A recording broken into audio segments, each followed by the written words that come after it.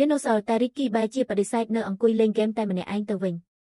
ភ្លាមនោះក៏ស្រាប់តែមានក្អែកមួយក្បាលមានឈ្មោះថា Alex មកនិយាយជាមួយនឹង Ricky តូតែពីរនាក់តែម្ដងបាទមិនមែនខ្មោចឡងទេបាទគឺជាការពិត Alex នឹងក៏បានប្រាប់រកថារប្រុសសៀលទាំងអស់សុទ្ធតែមានរឿងរបស់វា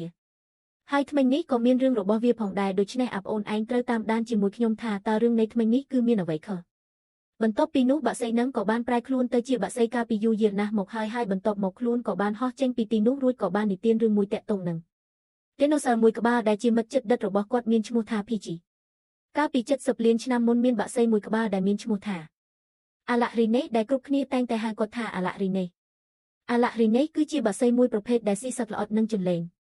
នេះគឺជាតួអង្គរបស់ Pachy តែជាប្រភេទ Dinosaur ក្រុម Pachyrhinoceros បាទសង្ឃឹមថាអានត្រូវទៅចុះដែលវានឹងមានច្រមុះធំរាយឯក្បាលរបស់ពួកវានឹងក៏ខ្លាំងអស្ចារ្យផងដែរអំបូរប្រភេទសត្វនេះស៊ីរុក្ខជាតិជាអាហារឥឡូវនេះម្ដាយរបស់ហ៊ីបានខ្ជិះអាហារដែលនាងបានរកឲ្យកូនរបស់ពួកគេហើយយីនឹងមានមាឌតូចជាងគេតែមិនងាយមិនដែលបានញ៉ាំអាហារឆ្អែតដូចបងប្អូនរបស់ខ្លួននោះទេព្រោះតែខ្លួននឹងតូចជាងគេពេកដណ្ដើមមិនទៀនបងប្រុសរបស់ Peggy ឈ្មោះ Scholar ដែលមានពណ៌សម្បូររាងបៃតងតិចៗហើយធំជាងគេបង្អស់នៅក្នុងចំណោមបងប្អូនផ្សេងទៀតគឺមិនខ្ចីចែកអាហារឲ្យអ្នកណាស៊ីឡើយគឺចិត្តអាក្រក់យកតែម្ដងពេលដែរ Peggy រកឡើងចេញមកខាងក្រៅក្រុមរបស់បងប្អូនខ្លួនដើម្បីរកស៊ីចំណីនៅខាងក្រៅនោះស្រាប់តែមានបក្សីមួយប្រភេទដែលមានឈ្មោះថា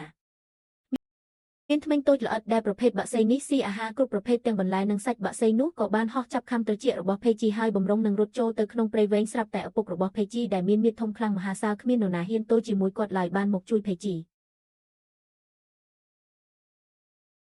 ហើយភ្លាមនោះផងដែរបក្សីនោះក៏បានគ្រវែង Peggy ចូលទៅក្នុងព្រៃដែលធ្វើឲ្យត្រចៀករបស់ Peggy មានប្រហោងមួយលេខក៏និទានបន្តទៀតថាប្រហោងនោះនឹងលេចឡើងឲ្យមានភាពអស្ចារ្យមួយនៅពេលអនាគតបន្តិចក្រោយមក Peggy ត្រូវបានបក្សីមួយក្រុមទៀតដែលមានឈ្មោះថា